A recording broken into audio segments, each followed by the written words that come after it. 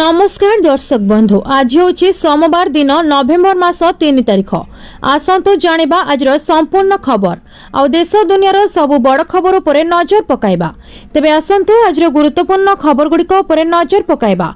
प्रतिदिन एमिति news video सर्वप्रथमे देखिबा पई आम चैनल टिको सब्सक्राइब करि नियंतु। आज प्रथम खबर रही कटिबनी राशन कार्ड, बढ़िला ई-केवाईसी अवधि, जानतु शेष तारीख। पीडीएस हिताधिकारी खुशी खबर, ई-केवाईसी अवधि वृद्धि कले सरकार। एबे जारी रहिबो ई-केवाईसी प्रक्रिया। 2025 डिसेंबर 31 जाए जारी रहिबो प्रक्रिया। जो माने कराई नाहंती वर्धित समय भितरे कराइबाकू परामर्श। राशन कार्ड परिचालन केंद्र रे आधार युक्त ई-केवाईसी करा जाई पारिबो। एने खाद्य जोगाण और खाउटी कल्याण विभाग पक्षरु विज्ञप्ति जारी करा जायछि। योग्य हिताधिकारी को खाद्य सुरक्षा को वंचित करा जायनि। खाद्य जोगाण और खाउटी कल्याण विभाग सूचना, जातीय खाद्य सुरक्षा आईन एवं राज्य खाद्य सुरक्षा योजना अधीन रे थिबा राज्यर समस्त पीडीएस हिताधिकारी अवगति निमंते जणाई दिया जाउछि जे हिताधिकारी आधार भित्तिक ई-केवाईसी प्रक्रिया जारी रही। यह समस्त 11,827 गोटी खाउटी सुलभ मूल्य दोकान तथा 314 गोटी ब्लॉक और 64 गोटी पौरांचल कार्यालय कार्यरत थिबा राशन कार्ड परिचालन केन्द्र गुड़िकरे जारी रही। एतद व्यतीत अद्यावधि ई-केवाईसी कराई न पारिथिबा हिताधिकारी मानकु प्रत्येक मासर पीडीएस सामग्री पूर्व भली प्रदान करा जाउछि। कौनसी योग्य हिताधिकारी ई-केवाईसी होई नथिबा कारणरु खाद्य सुरक्षा वंचित करा जाय नाही। परवर्ती खबर अछि बंद होई जिवो उज्ज्वला सिलिंडर रे मिलुथिबा सब्सिडी जदि करिवे नाही एई काम। एलपीजी सिलिंडर रो ग्राहकों पई आधार प्रमाणीकरण प्रक्रिया को एबे बहुत सरल करा जायछि।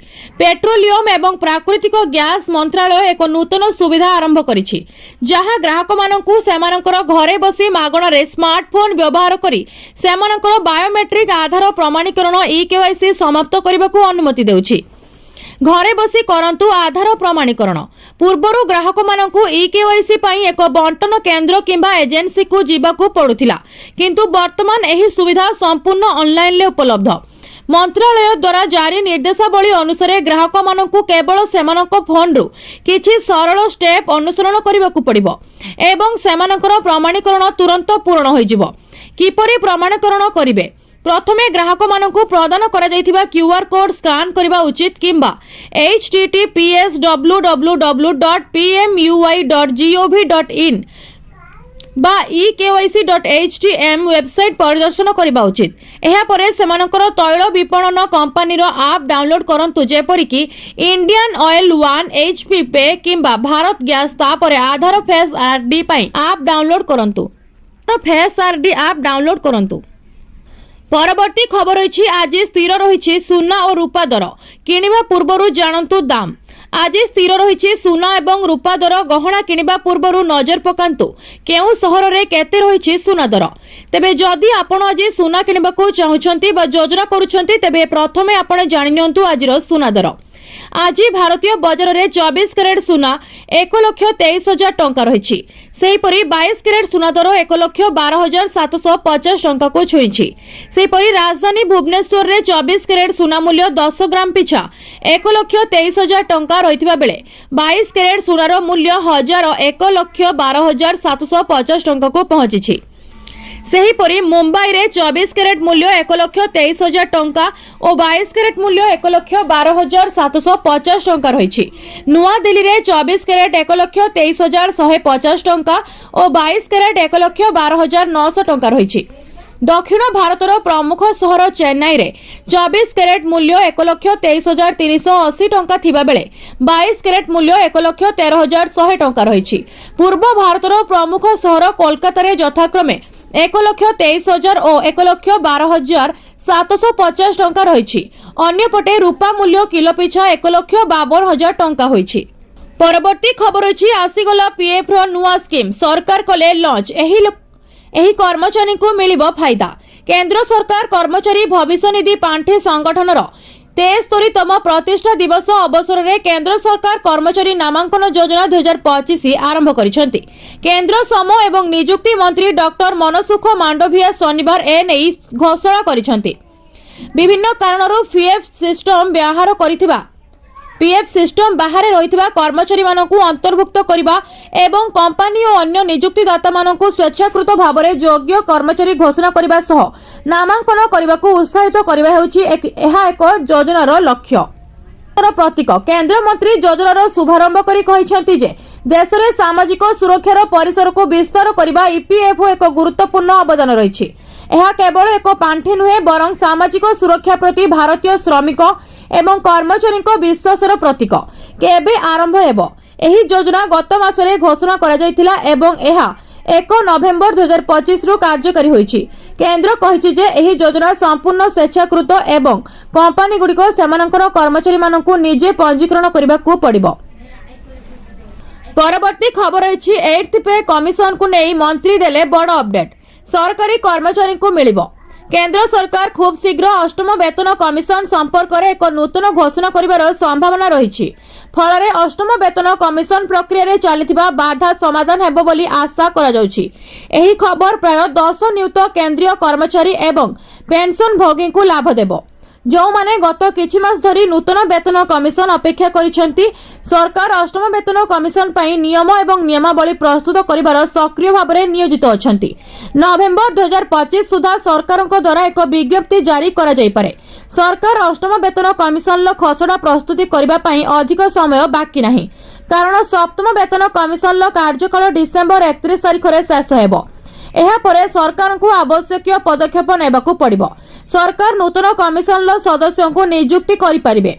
वर्तमान केंद्र सरकार राज्य अर्थ विभाग एवं अन्य विभागरु प्राप्त परामर्श गुड़िकर समीक्षा करुछंती।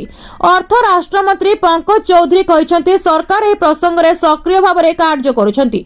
8म केंद्रीय वेतन कमिशन संपर्क में विज्ञप्ति सरकार यथा संभव रे जारी करिवे। परवर्ती खबर रही आधार अपडेट करबा हेला सहज। एबे ऑनलाइन ले बदलाई पारिबे नाम सह मोबाइल नंबर। एणिकी आधार एसबू अपडेट करने को जीवाको पड़िबो नहीं जनसेवा केंद्र। घरे बसी आराम रे आपण आधार अपडेट करि परिबे। वास्तव में यूआईडीएआई नवेम्बर 1 तारिख रु किछि गुरुत्वपूर्ण परिवर्तन कार्यकारी करिछि। एही परिवर्तन अनुसार आधार कार्ड धारक माने एबे जे कोनोसी समय रे सेमानकर नाम मोबाइल नंबर जन्म तारीख एवं ठिकाना परिवर्तन करि परिबे। एही परिवर्तन गुड़िक करबा पई आधार केंद्र को जीवार आवश्यकता नहीं। नूतन नियम अनुसार आपण जेकोसी स्थान ऑनलाइन ले एही परिवर्तन करि परिबे। यूआईडीएआई मुख्यतः आधार सहित जड़ित 3टी परिवर्तन करिछि जहार लक्ष्य आधार संबंधी सेवा गुड़िक सहज करबा। यूआईडीएआई आधार सेवा पई फी रे परिवर्तन घोषणा करिछि। फिंगरप्रिंट आईरिस किंबा फोटो अपडेट भली बायोमेट्रिक अपडेट पई ग्राहक मानकु एबे 125 टंका देबाकू पड़िबो। पूर्वरु एही फी 100 टंका थिला। परवर्ती खबर अछि पंचक पई बड़ दांडरे प्रबल भिड़। हबिसियालींको पई स्वतंत्र व्यवस्था। कार्तिक मासर पंचक व्रत आरंभ होईछि। चलित वर्ष पंचक व्रत 5 दिन परिवर्ते 4 दिन अनुष्ठित हेबो। सेथि पई चलित वर्ष महाप्रभुको बांकचूड़ा बेस को बाद दे अन्य 4टी बेस अनुष्ठित हेबो। एही 4 दिन रे महाप्रभु को भिन्न भिन्न बेस रे सज्जित करा जिवो। आज पंचक व्रतर प्रथम दिन बड़ एकादशी तिथि रे महाप्रभु को ठिया किया बेस बा लक्ष्मी नारायण बेस रे सज्जित करा जायछि। महाप्रभु को दर्शन करबा पई बड़दाण्ड रे भिड़ जमिछि। हबिसियाली माने मध्य भोरु श्रीमंदिर जाई दर्शन करिसंती। सेमानक पई स्वतंत्र भाबे व्यवस्था करा जायछि। विशेष करी हबिसियाली और वयस्क व्यक्तिंक पई भक्तों को नहीं ठाकुर को दर्शन कराइबार व्यवस्था मध्य करा जायछि। अन्यपटे आज मध्य हरि उत्थापन एकादशी। एही दिन महाप्रभु निदरु उठंती। आषाढ़ शुक्ल पक्ष एकादशी रे महाप्रभु शयन करिथिबा बेले आज कार्तिक शुक्ल पक्ष एकादशी तिथि रे महाप्रभु निद्रारु उठिथांती। शास्त्र मतरे आजिर एक एही बड़ एकादशी ठारु शुभ समय आरंभ होतिबारु समस्त मांगलिक कार्य आरंभ होइथाय। दीर्घ 4 मास परे महाप्रभु शयनरु उठुथिबारु महाप्रभु महालक्ष्मी सह भक्तों को दर्शन दियंती। खबर अछि पेंशन भोगी बड़ खबर। जल्दी सारी दियंतु एही काम नचेत मिलिबनी पेंशन। पेंशन भोगी एक नुआ घोषणा कले केंद्र सरकार एवं राज्य सरकार। पेंशन भोगी को निरंतर पेंशन देय सुनिश्चित करबा पई वर्षकु थरे सेमानकर जीवन प्रमाणपत्र दाखल करने को स्पष्ट भाव में निर्देश दिया जायछि। सरकार एबे एही प्रक्रिया को आहुरी सहज करिसंती। पेंशन भोगी माने एबे ऑफलाइन एवं ऑनलाइन ले जीवन प्रमाणपत्र पाई परिबे। 80 वर्षरू अधिक वयस्क पेंशनभोगी पाई विशेष सुविधा।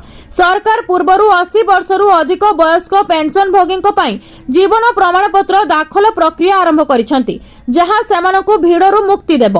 गुरुतर असुस्थ पेंशनभोगी घरे जीवन प्रमाणपत्र दाखल सुविधा मध्य उपलब्ध करा जायछि। जीवन प्रमाणपत्र दाखल तारीख साधारण पेंशनभोगी जीवन प्रमाणपत्र दाखल करिवार अवधि 1 नवेम्बर रु 30 नवेम्बर पर्यंत, किंतु 80 वर्षरू अधिक वयस पेंशनभोगी माने 1 अक्टोबर रु एही प्रक्रिया आरंभ करि परिबे। परवर्ती खबर अछि मार्च 8 रे नुआ सुभद्रा हिताधिकारी को मिलिबो एकाठी 2 किस्ती। नुआ हिताधिकारी पई आवेदन प्रक्रिया गत नवेम्बर 1 तारिख रु आरंभ होइथिला। प्रारंभिक भावे एही आवेदन प्रक्रिया 1 मास पई चलिथिला, मात्र परवर्ती समय रे एही समय सीमा वृद्धि करा जायछि। द्वितीय पर्याय रे योग्य विवेचित होइथिबा हिताधिकारी को मार्च 8 तारिख रे टंका प्रदान करा जिवो, जहाकू तृतीय एवं चतुर्थ किस्ती भावे गणा जिवो। बहु दिन धरी बंद थिबा सुभद्रा पोर्टाल शनिवार रु पुणी चालू होइछि। गत थर बयस सीमा अधीन रे जो माने योग्य नथिले से माने वर्तमान आवेदन करि परिबे। 2025 मार्च 31 सुधा 21 वर्ष होइथिबा महिला माने एही योजना रे आवेदन करिवार योग्य हेबे। तेबे नुआपड़ा विधानसभा उपनिर्वाचन कारणरू सेठारे आदर्श आचरण विधि लागू रहिछि। एही कारणरू नुआपड़ा अंचल रे सुभद्रा पोर्टाल खोला जिवो नाही। आर्थिक वर्ष 2025 रो 26 पई योग्यता निर्धारित होइछि। 2025 एप्रिल 1 तारिख सुधा महिलांको बयस 21 वर्ष किंबा ताहाठारू अधिक किंतु 60 वर्षरू कम हेबा आवश्यक। अर्थात आवेदनकारींकर जन्म तारीख 2 एप्रिल 1965 एवं 1 एप्रिल 2004 मध्यरे होइथिबा उचित। परवर्ती खबर अछि चाषी खाता को केबे आसीबो पीएम किसान टंका। आसिला बड़ अपडेट। केंद्र सरकार चाषी अनेक योजना चलाइछंती, जहां लक्ष लक्ष चाषी सीधा सड़क लाभ पहुंचाउछि। आज मध्य देशर अनेक चाषी आर्थिक भाव में असुरक्षित अछंती, तेणु सेमानकु सहायता प्रदान करिबा पई प्रधानमंत्री किसान सम्मान निधि योजना आरंभ करा जायतिला। एही योजना अधीन रे चाषी माने प्रति वर्ष 6000 अनुदान पांती। एहा 3टी किस्ती रे सीधा सड़क सेमानक बैंक अकाउंट को पठा जाए। ए पर्यंत योजनार 20टी किस्ती जारी करा जायछि एवं वर्तमान चाषी माने 21तम किस्ती अपेक्षा रे अछंती। किछि रिपोर्ट दाबी करूछि जे परवर्ती किस्ती छठ अवसर रे जारी होई पारे।